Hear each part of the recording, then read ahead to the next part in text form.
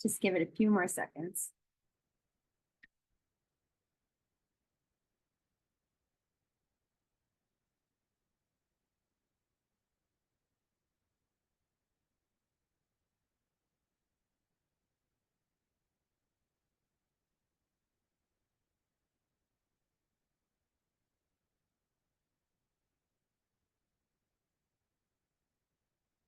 All right, well, I'll slowly get us started.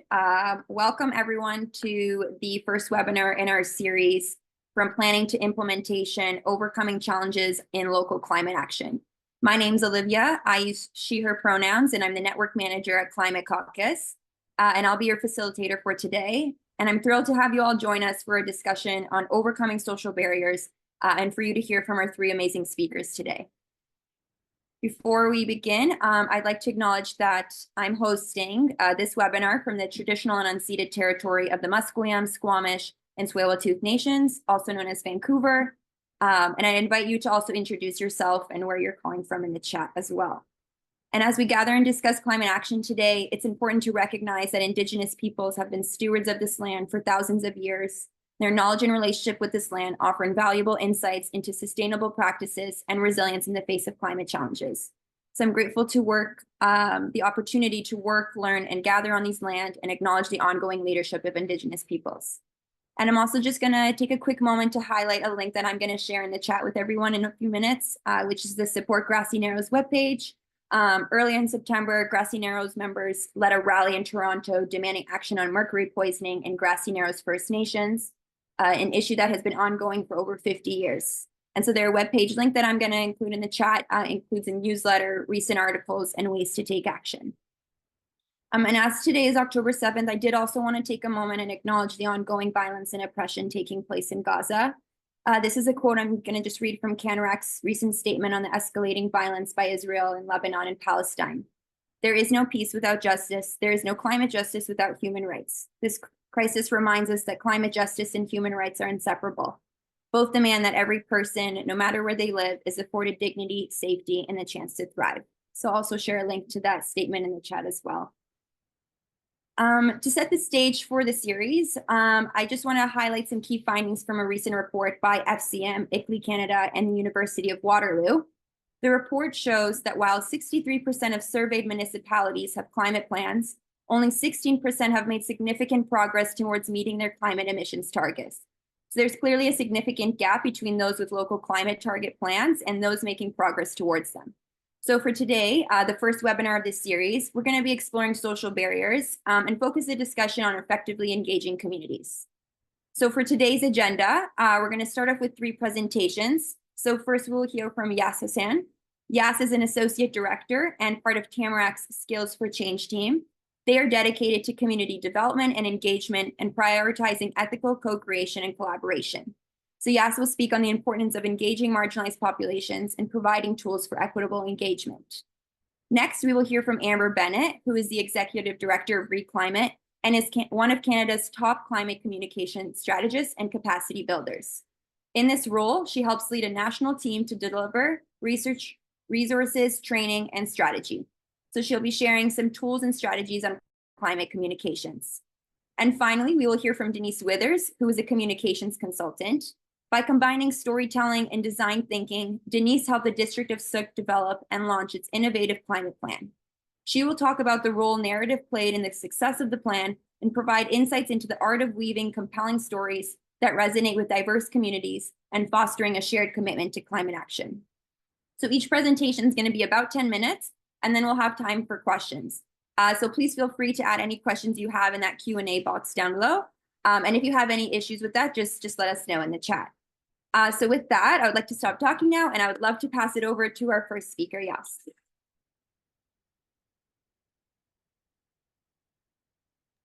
Hi, folks. Nice to be on the call with you all. My name is Yas. I am, like Olivia said, from the Tamarack Institute. So hopefully folks can see my screen. Maybe some thumbs up. Sweet. Okay, amazing. So yeah, today I wanted to be chatting about how we think about community engagement with marginalized communities, and specifically how we can nurture just futures by creating equitable engagement spaces for our climate plan implementation. I really think that concepts like trust building and braiding in multiple knowledge systems are really key for this. So we will be highlighting that today. So how did we get here? A bit about me, I am, like I said, working at the Tamarack Institute and started my organizing in climate justice, specifically Climate Justice Toronto. So I'm calling in from Toronto, which is Treaty 13. And something that I learned in that time is all the ways in which these intersecting systems of oppression really lead us to this current climate crisis. So climate change doesn't exist in a vacuum. It intersects with multiple systems of oppression, like capitalism, colonialism, white supremacy, ableism, and more. These systems compound the challenges faced by marginalized communities, making it even more critical to engage in these communities in our climate planning. So when I'm thinking about the ways in which these intersecting systems really touch base in how climate crisis is present, it's really about the ways in which folks who are, especially in the global South, Indigenous, racialized, Black, have been at the forefront of facing these barriers because of systemic oppression and the ways in which our systems reflect that.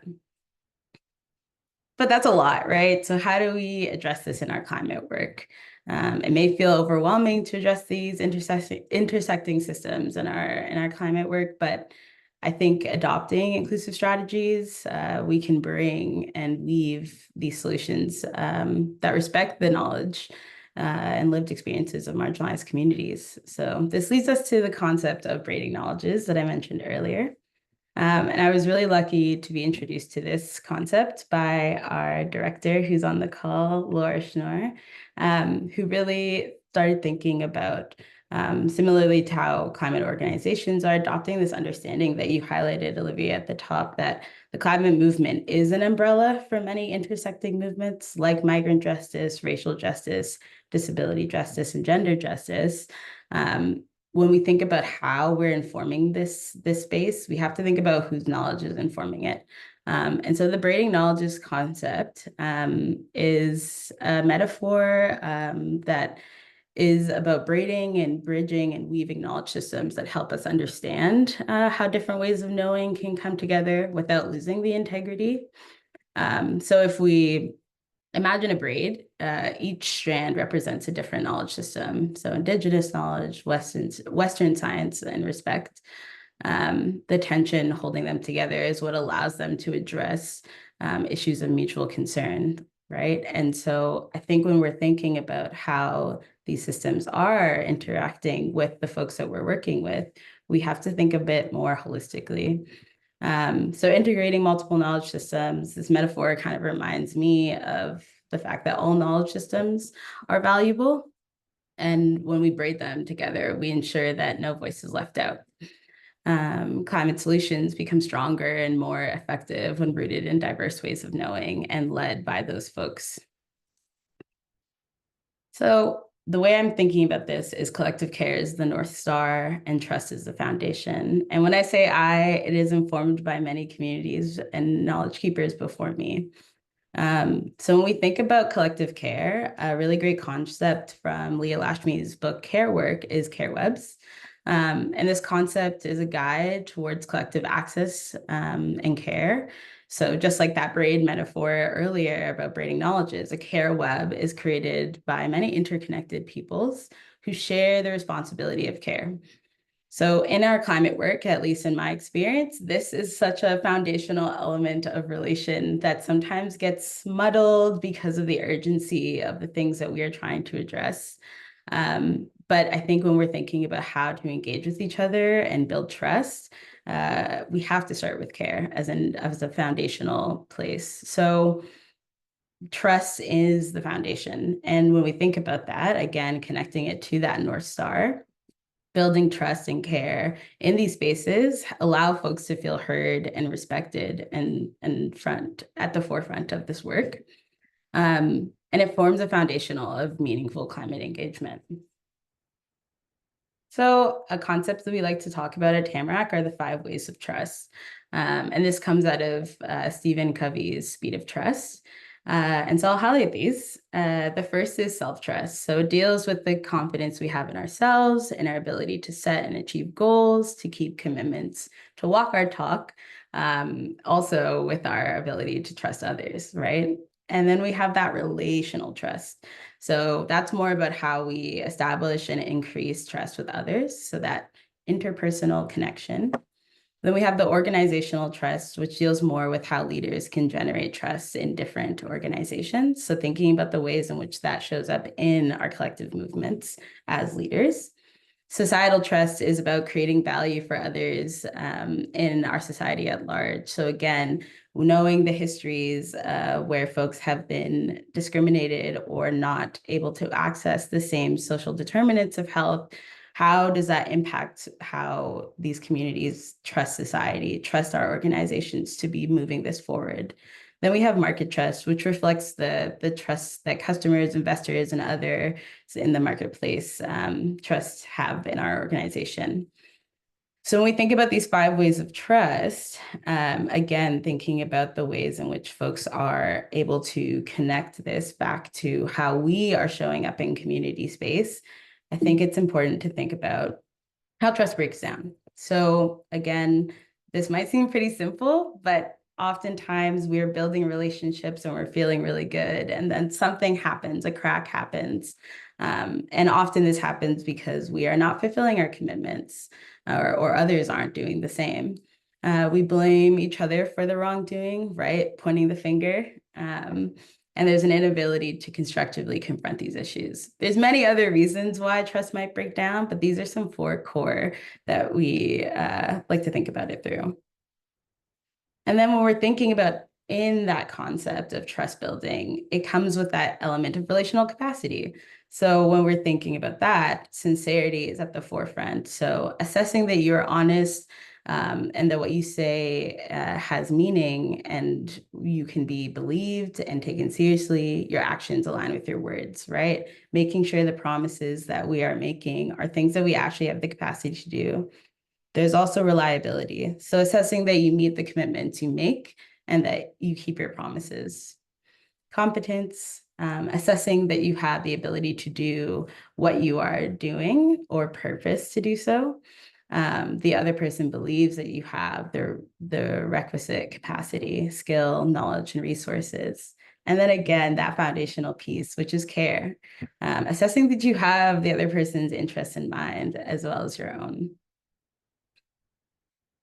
In this, we're thinking about conflict, or I'm thinking about conflict. And a big piece that has been really transformative for me is thinking about conflict navigation from resolution, so trying to find a solution, to transformative and going deeper for more sustainable relationship building. And I want to highlight on the slide here, approach comparison between conflict resolution and conflict transformation.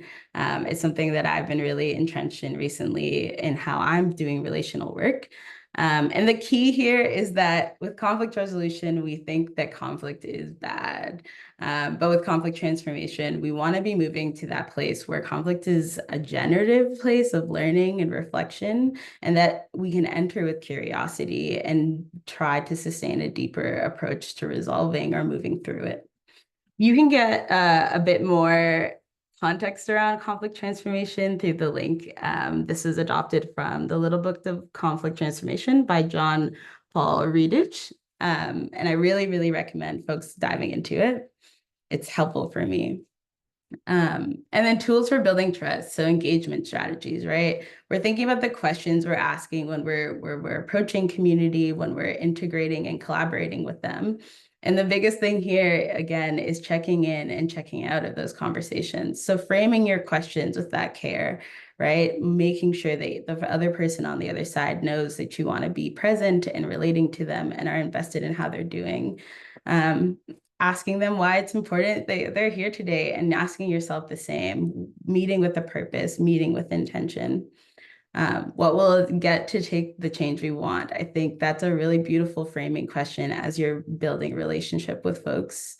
What can I give? What do I need to get? What are my constraints? So again, those give, gets, and constraints of an engagement are really important to deep dive into. And I really would love to hear, as we get into discussion, other engagement strategies folks like to use when they're trying to build relationship and trust. But we'll continue for now.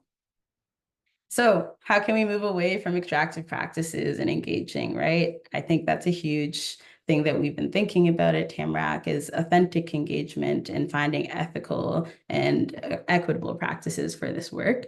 So to avoid extractive practices, we need to embed accessibility and equity into our climate engagement from the very beginning. We need to embed accessibility and the asset-based community development lens that we can co-design with communities to honor their time, integrate shared leadership, and again, those care webs as we talked about. So these practices could look like, as I shared, that integration at the beginning. It is so important that you're thinking about accessibility and equity from the jump of a project development. It's a lot easier to build relationship with folks when you're doing it together from the beginning, rather than plopping someone in the middle of your project and thinking about ways you can go next. That asset-based community development lens is super key. And this approach focuses on identifying and leveraging the existing strengths, resources, and capacities within communities rather than concentrating on their deficits or challenges. So recognizing that communities already have what they need, we can listen to them, empower them, and let them lead us in developing these climate solutions for locally relevant and sustainable work. With co-design and shared leadership, it's a collaborative process where community members are not just consulted, but actively engaged in designing solutions. So shared leadership means that decision-making power is distributed among community members and leaders, ensuring that the diverse voices, especially those from marginalized groups, have a seat at the table and can contribute to the shaping of the outcome. Honoring people's time and lived experience is huge. So community members' time and lived experiences are valuable assets, as we discussed. So honoring that means being mindful of the responsibilities and commitments you're asking folks to do and ensuring that the activities are convenient and respectful to their time. This often looks like paying folks for their time, and valuing this means more than recognizing their expertise that comes from their personal experience or collective histories, but also that this is at the forefront of their feelings as they're engaging in this space. They have a personal investment in what we're talking about. And then community-centered facilitation. This method places the need, a priority in the community at the heart of the engagement process. So this facilitation technique, I would say, offers a more inclusive, participatory space where marginalized voices are centered in the process and adapts to the community, cultural, and social realities at the same time. And last is collective impact and access. So when we're thinking about these large scale projects that we're doing or smaller scale local projects, it's really key to be continuing to build in consent throughout the engagement, right? And so making sure you have that pre-project consent, post and ongoing, and post-project consent. And I think that comes a lot with our impact evaluation and making sure folks have access to that before publication, have access to it after, and then there is some more community-centered language, right? We want to make sure those that we're engaging with have the ability to understand the knowledge translation that we're working with.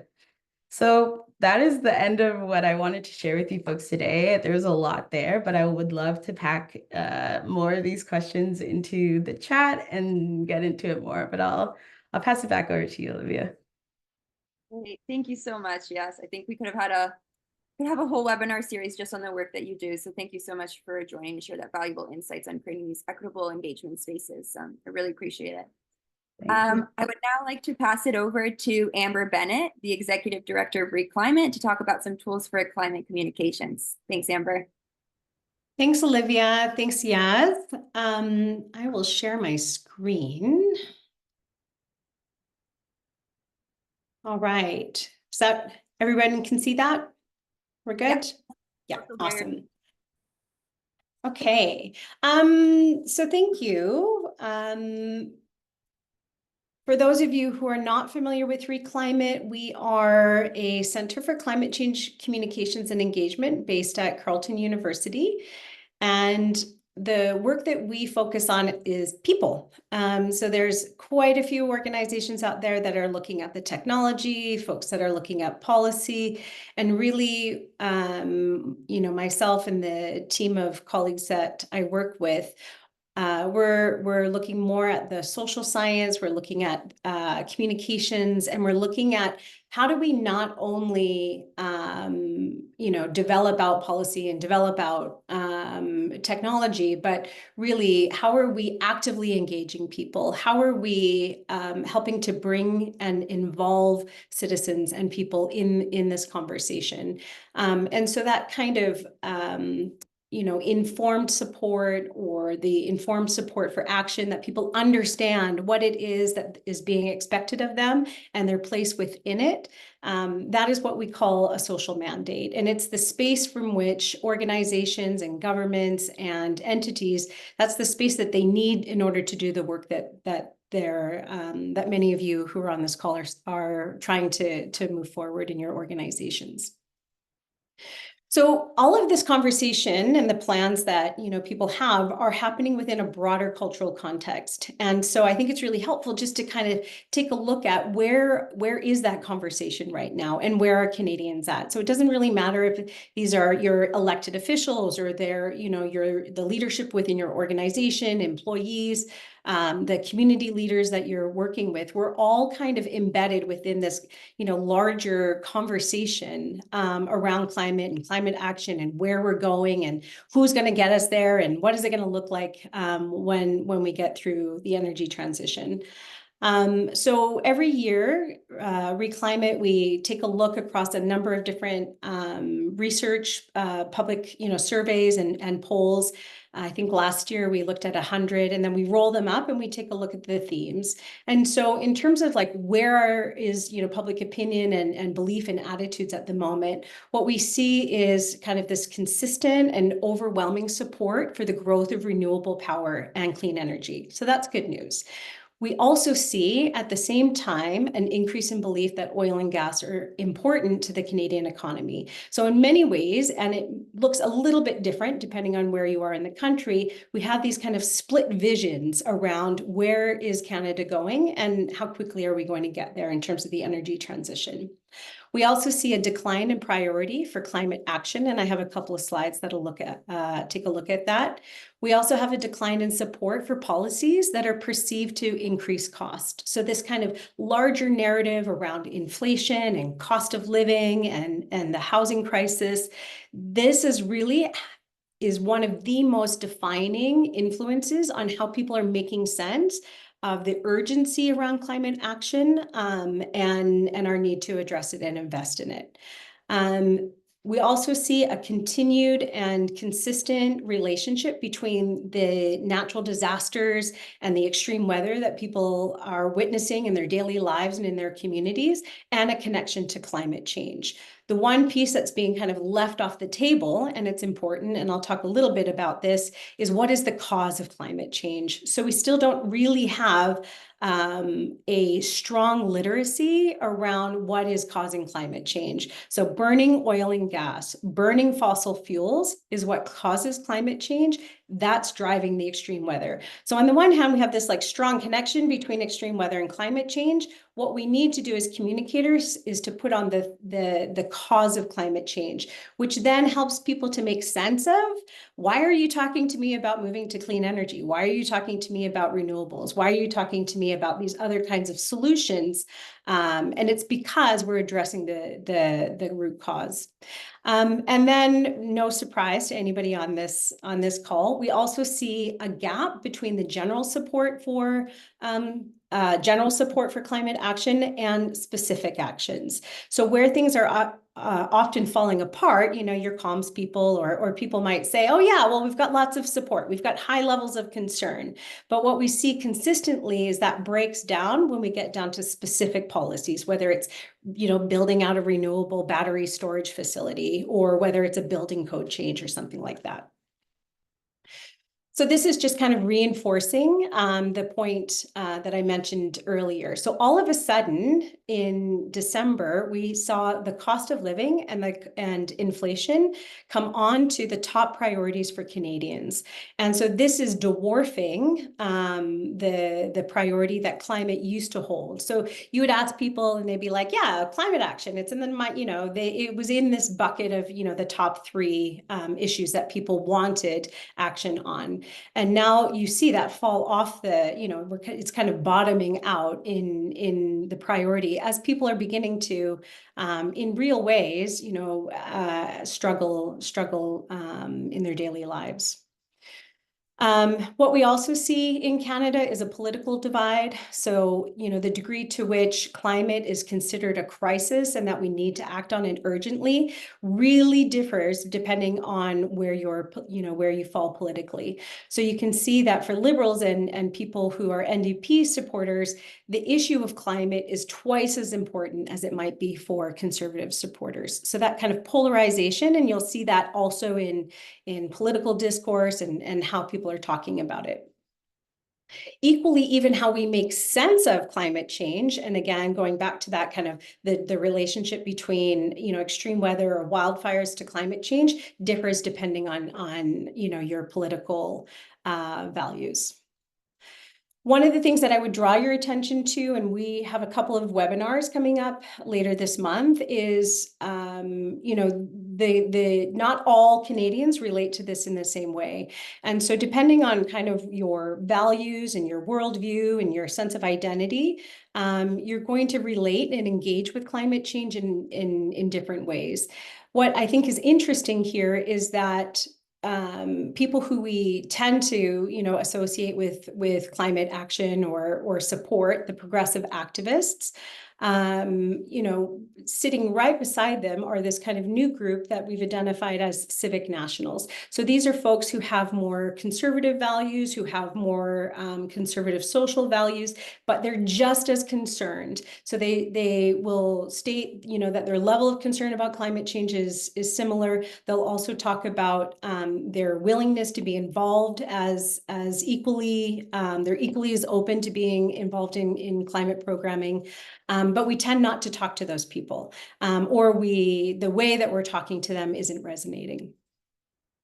So just to kind of summarize, I would say that some of the broader trends that are presenting some of the barriers for the work that we're trying to implement on the ground, as I've said, there's this political polarization.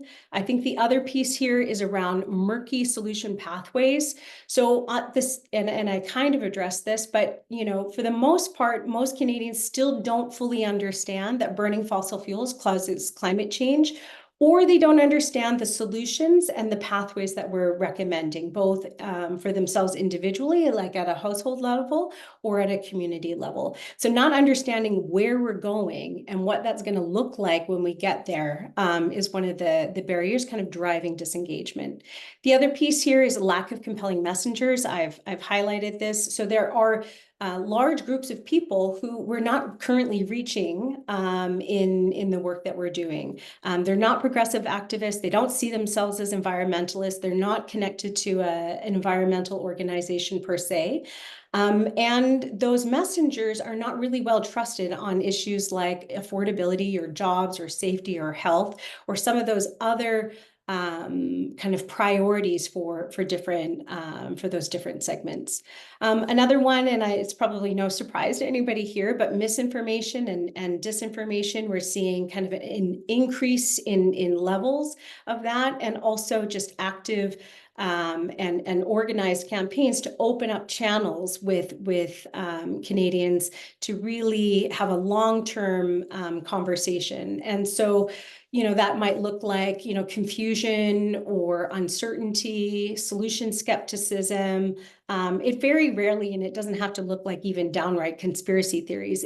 It really is that kind of uncertainty that Canadians hold on, well, maybe do, solar panels create more pollution than they actually solve? Can my, car run in cold weather, et cetera? So the next few slides are taking a look at, well, what are the things that we know we need to be doing in order to address some of the barriers that, that we see.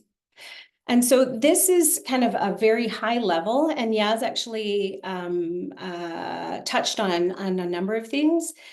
This is based on a meta-analysis. So they took a look at hundreds and hundreds of research articles and papers around what do we know about, you know, from psychology? What do we know about from communications theory? What do we know about from you know, political theory about what we need to do in order to motivate people to act? And when I say people, I don't even mean just citizens. I mean employees and leaders, elected officials, etc. And so this is really a bucket or a model for looking at how do we not expect or try to move people into being environmentalists, but rather how do we activate those things that we know are foundation to how we motivate human beings? What are the social needs that we have and how do we activate them?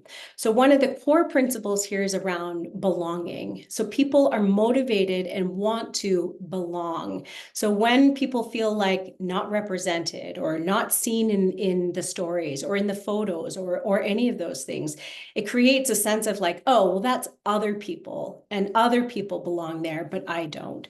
So kind of creating social norms around that help to shape people's understanding of like, oh, people like me behave in this way, or people like me act in this way, and people expect me to act in this way. So kind of social norms and creating a sense of belonging is highly motivated.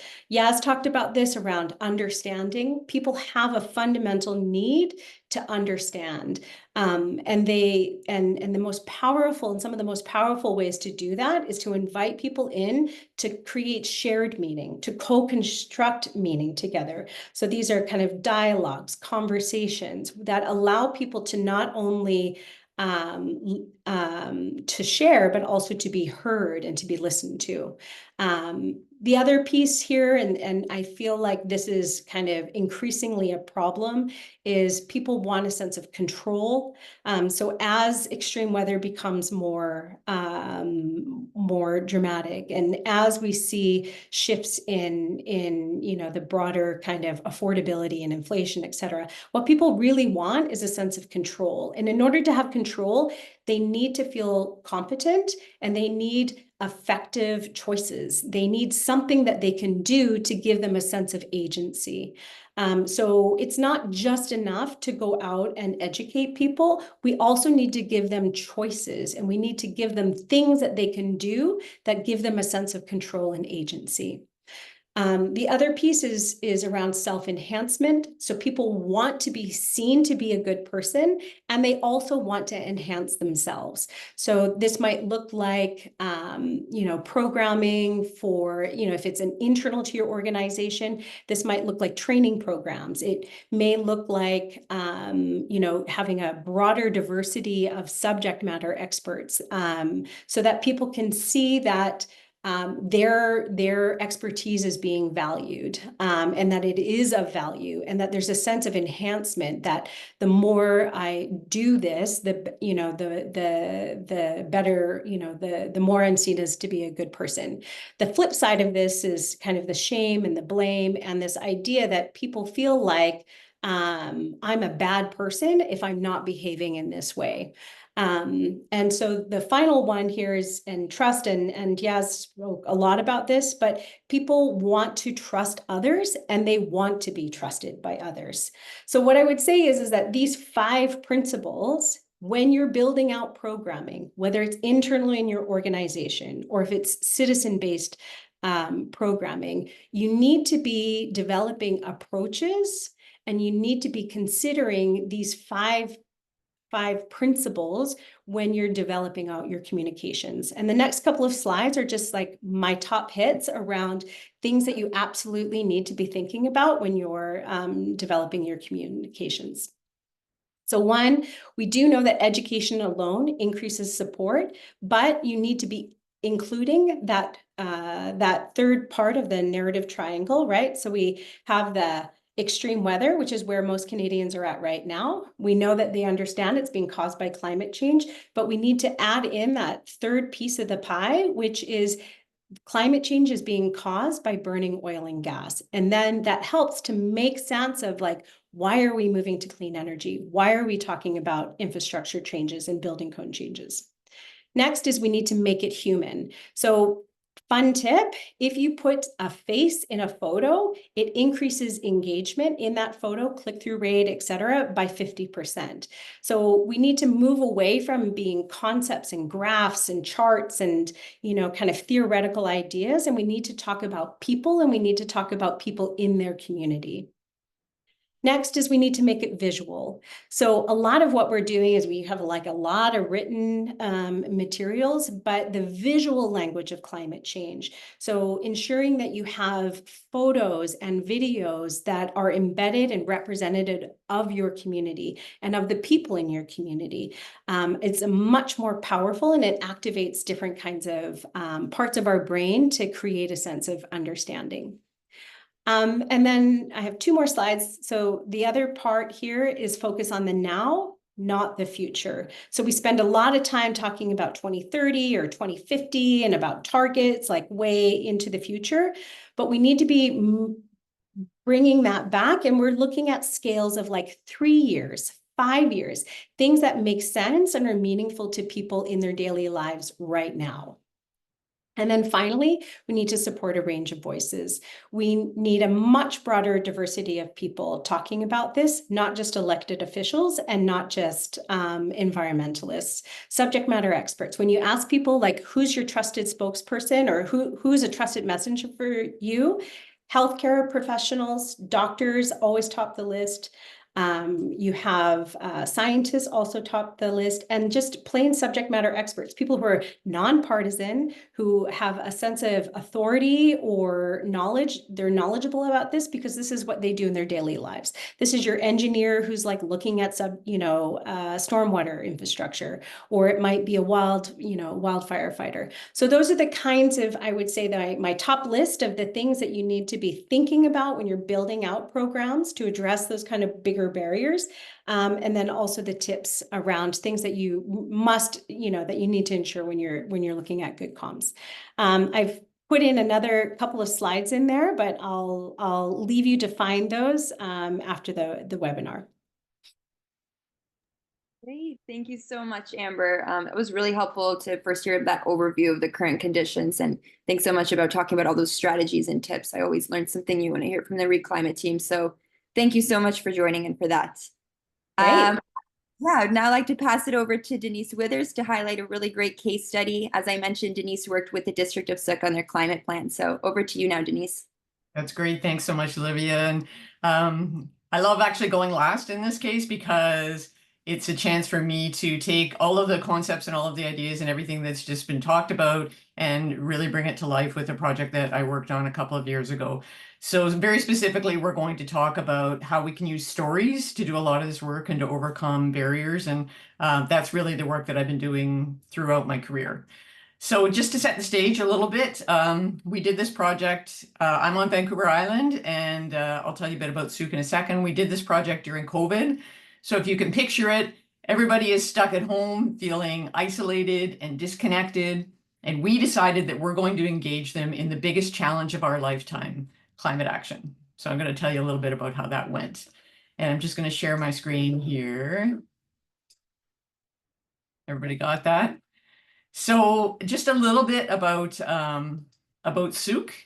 It's a town of about 15, or I guess it's technically a district of about 15,000 people down in the southwest corner of Vancouver Island. It's about 40 kilometers from Victoria, which is the capital of BC. So a lot of people who live in Sook are commuters. So traffic and transportation and all of those things are a real nightmare there. I worked with a volunteer committee. They approached me after they heard me on a webinar just like this to help them develop their climate action plan. And so there were 2 staff members, there was an elected municipal councillor, and there were 2 academics. And they had already done tons of work. They'd had lots of committees, they'd had lots of different plans around different aspects of climate action. So a long list of targets and a long list of actions that they wanted to achieve, but no strategy. So they asked me to come in and help them work on their story. And I was really excited that they did that because typically that doesn't happen. So why focus on stories for this work?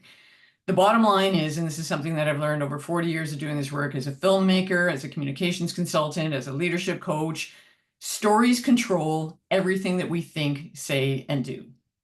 So not logic, not data, stories control everything we do. And how do I know? Because if logic and data did control our behaviors, we'd all be skinny, healthy, electric car driving, non-smoking vegetarians. And we're not, right? And so if you want to know more about that, take a bit of a dive into the idea of behavioral economics and behavioral insights. The whole idea is there, Richard Thaler does a great job of describing this in his book about nudges, where he talks about econs, which are a lot like Vulcans, if you're a Star Trek fan, and humans. And econs act on logic and data, but the rest of us are humans and we don't. So every decision that we make is controlled by a story, and it's a story that we tell ourselves or a story that we hear from others. So for example, if you're trying to make a decision today, how am I going to get to work today? Well, I'm not going to take the bus because last time I took the bus, somebody who smelled sat down beside me, right? That was a story somebody told me the other day. What kind of car am I going to buy? I'm not going to buy an electric car because my brother-in-law says that the electrical grid can't handle it. Right? So if you start to think about all of the decisions you make every day, they're all controlled by your own personal database of stories. So stories control us as individuals, but stories also define our culture. Culture is nothing but a collection of stories that we tell ourselves and others about how things work around here, whether around here is at home or in our community or in our workplace or in our society. So the reason this is really important to buy into is that if you want to make change, if you want to change somebody's behavior or what they think, the only way to do it is to change the stories that they're already telling themselves. So you have to figure out what those stories are, and then you have to give them a new story about how changing in the future will make their lives better. And you have to make that story irresistible. So if we want people to make climate change, if you want your staff to buy into climate change, then you need to create a future story that shows them how your climate plan or your climate action is going to make their lives better. And so that's what we did on this project with Suzuki. So I'll just walk you through the process quickly. The whole thing took us about a year. This was my part, took us about a year. So we started with user research. And what we did was, so we had a very small committee. So the first thing I made them do was go out, each of them, and talk to 10 people in their community outside their regular circle. So people that they'd never met before, and ask them, what do they think about climate action? What kinds of things are they doing? What's stopping them from climate action? And what do they want more of in their future? What do they really want in their lives? And the reason I made them go out and do the research rather than me doing the research or bringing in some external research is, honestly, the only way they were going to believe it is if they experienced it and they heard the stories themselves. So they did that in the community. And then we also did it with staff within the district, because staff were the ones who were going to have to implement the action plan. And so more than anybody, they were our target audience. And so what they heard surprised them. It wasn't that people didn't want to take climate action. It's that they found it too hard or too confusing or too scary. So once they went out and they gathered all of these stories and they took notes and they brought all their notes back, then we did an analysis. We basically did a thematic coding, looking for patterns, which is the same thing you do in any kind of qualitative research. So what were the common themes that we've heard? And so we actually grouped them into five themes, and these became foundational to the actual climate action plan, right? So I'll let you read through those. But we took these 5 themes and we actually used these to build the climate action plan.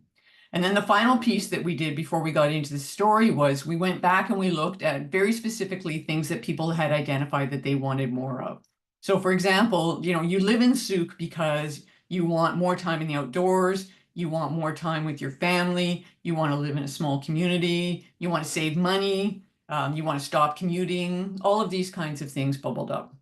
And so what we did then was we took all the long lists of things that the District of Sauk had that they wanted to take action on to cut emissions.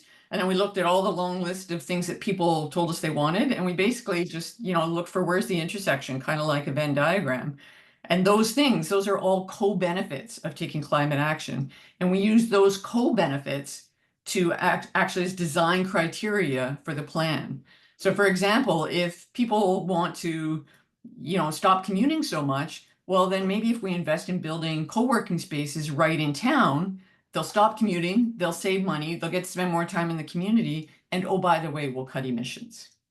So that was the process that we went through to figure out what was going to go in the plan and how we were going to shape it, what were going to be the key elements. And then what we did was we turned it into a story of the future, or a change story. And so what I'm sharing here, I'm not going to walk all the way through it, but this is very similar to what you'll see in a pitch deck from, a startup that's going after venture capital. And I use this structure with all of my clients these days to help them figure out what their strategy is going to be and then how they're going to engage people in it. So the one key piece that I want to focus in on here is this first box at the top on the left, and that's the vision. And as I talked about earlier, you have to be crystal clear on what you want to achieve. So how is taking action going to make their lives better? And honestly, if you can't articulate that and make them want it so badly, they're never going to take action. So if you create a really crystal clear vision, so if I can tell you, you're going to get 2 hours a day back, you're going to save $5,000 a year, and you're going to be healthier by riding an e-bike to the co-working center in town where you're going to make new friends, that's going to be so irresistible to you that you don't actually really care what the solution is because you want the vision so badly. So the mistake that we make is we keep trying to sell solutions instead of what the solution gets you. Nobody's going to buy into something that's going to make their life worse, right? We have to figure out, how do we make climate action make people's lives better? And if we can't do that, they're not going to buy into it. So once we created this story, we went out and we tested it multiple times with our target audiences, and we went through a bunch of iterations to make sure that we got it. And then the staff took it and they built their climate action plan around it using those 5 categories that we came up with. And so when you actually look at their climate action plan, it's a long, detailed document, but the story is sitting right up at the front as a way to set the stage for everybody. So just quickly, what they did in terms of implementation: small district, no money.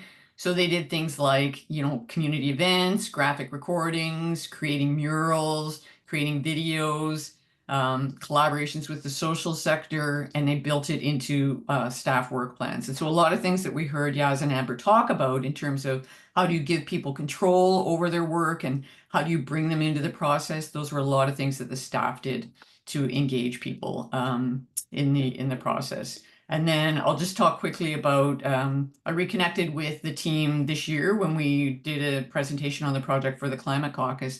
And these are the four kind of big outcomes that staff shared with me that they've seen since implementing the climate action plan. So staff are more engaged. And some of the things they talked about is, like their bylaw team, without being asked, without being told to do this, went out and got e-bikes and are doing all of their patrols on e-bikes now instead of driving around the town. Their parks people, without being asked, have connected in with the fire smart people to figure out how they can co-design strategies that keep the town safe. Right, so they overcame a lot of the barriers to implementation that were active within the staff by giving staff permission to rethink how we do these things. And that was a key word that we used in the climate action plan: rethink how we move and how we lead and how we do things. So it's less prescriptive and there's more room for everybody to come in.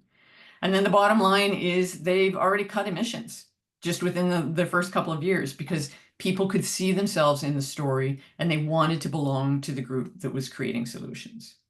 So I've got lots more that I can say on this, but I'm going to stop there so we have time for some questions. And if you want to know more, you can always track me down and reach out and ask me some questions.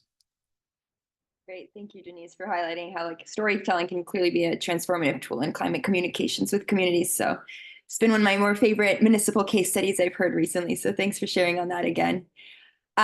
Okay, so I'd like to move us now into questions. We have some time for that. So thank you to those who posted in the chat. First question I see here is for Amber. You mentioned needing to focus on now rather than the future. Does that still apply when it comes to envisioning potential futures? I'm thinking of that quotation about more people being able to envision the end of the world than an alternative to the polycrisis. Great question. I think even in what Denise was just touching on, it's about trying to, I mean, one of the key things that we still bump up against, despite the fact that, you know, we have towns burning down or, you know, major flooding, et cetera, is that we put climate change in another place at another time for other people in other generations. And so the advice is to bring it closer. So talk about, you know, the number of days that are, you know, hot in your town, or talk about how a new piece of infrastructure is going to benefit people's lives right now, or talk about how you know, how we're, and make sense of how the climate change is playing out in people's lives right now. So I think that it is about making sense for people. Often the way that these narratives play out is it's like a media story here, or it's a speech over here. And part of what we need to do is to tell stories that help to knit together and make sense of this for people, and then to place it into our lives as they are right now. So that's the kind of advice. It's like, stop talking about 2050 and about the emissions targets for 2050. Start telling stories that make sense of how this is unfolding in our lives right now, and choose a time frame that is within people's recent memory, so they can be like, oh yeah, that's right, there was that forest fire, and then there was that mudslide, and then there was, you know, this and this and this. So it's about trying to shrink the time frame to make it relevant to people's lives, and then tell stories that also are talking about the solutions that will benefit their lives. So I think that on the one hand, for some people, this kind of future generations and our children, et cetera, will continue to be motivating, but we're already in it, folks. And so we need to be talking about and making sense of what it looks like right now, and how the things that you are talking about will benefit people's lives right now. Thanks, Amber. Next question we have for Yas. How can we ensure that the engagement with marginalized groups is sustained over time rather than being a one-off effort? Yeah, I think this is a huge question, and definitely something that is essential when we're thinking about this work. I think there's a couple of North Stars that I chatted about during my session, but I think part of that is really designing your engagements for the folks that you want in the space. So I think about like using accessible language, ensuring all materials and communications are clear and free of jargon, providing multiple access points, so offering ways to participate, be it online or in person, asynchronously, as well as just like thinking about like physical and digital accessibility in that as well. If you can't access folks physically, thinking about ways to still bring energy into digital accessibility. And then I do think like that piece about trust building is like also really major in this work. I think it's important to reorient our brains from networking to relationship building. And that part is the most central in regards to the sustainability of our relationships. So trying again to build those relationships before an engagement begins, to help create more safe environments where folks feel more comfortable in sharing, and making that shift from the network mindset to the relational mindset is helpful in this. So having space for one-on-one check-ins and feedback, as well as building in time for folks to make sure that they are still wanting to do this, right? Again, that post-project consent or during project consent, giving people the option to show up as they are. I also think like it's really important to acknowledge power dynamics, right? So sometimes we go into these processes really green and excited, but I think it's important to decolonize that and think about like how these power imbalances show up, and finding really responsive ways to address them and name them with your group. And I do think like that includes also having culturally responsive facilitation. So using you know, the appropriate protocol and making sure that you're entering a relationship with right relations is really important. And I do think like having space for reflection and reciprocity built in helps sustain these relationships. But I was trying to type that all out and the chat box was too small. So a lot there. I don't think there's like a one size fits all solution to this work, right? I think it's really important to be directly asking folks what they need, asking them what they want in their engagement and what they want in their relationship. So that's what I would say. So much. Yeah, and thanks for sending those resources in response to that question there. I'll make sure that that's also included in the follow-up to this webinar. And then I'm just going to read one more question too we had in the Q&A for you, Denise. It says, it seems that beliefs are a major barrier to action, especially the common story that we humans are separate from the environment. And they ask what strategies can be put in place to help us become aware of our connection to nature. And so the question is, was this a strategy that was used in your work in Sook? To help people see that they were connected to nature. Yeah, and helping Yeah, engage. that wasn't a piece of what we've done in Souk, but it's certainly been part of what I've done on other projects. And it's really about, it's not rocket science at all. It's enabling people to tell the stories of their experiences. And so we see this a lot in social media. You know, getting people, when they do have an experience in nature, empowering them to share it and to reshare those stories so that we can all start to see that. And I think what's key here is not to try to tell them that they're part of nature, but to encourage them to go out and have an experience. And the reason experiences are so powerful is stories really just describe an experience somebody had, right? So stories and experiences are really just the same thing. I know that might be kind of mind-blowing for this early in the morning for me, but they're really the same thing. And it's just a question of who's telling it. And so if you want people to recognize that they're connected to nature, it's all about encouraging them to go out and have an experience and then share the story of that. And in the process of sharing their story, they'll articulate it and they'll get it themselves, if that makes sense. Great. Thank you so much. So just looking at the time, we're finishing almost like perfect timing. So I'll just begin to wrap up now. I wanted to first just thank so much to our speakers for sharing their valuable insights today. And thank you also to everyone for joining and for participating.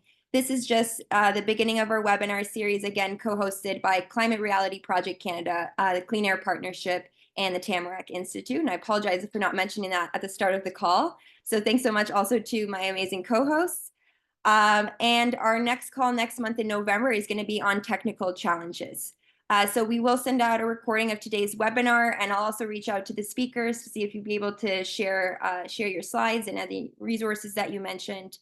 But yeah, we hope to see you at the next call, and thanks so much again to everyone, and take care.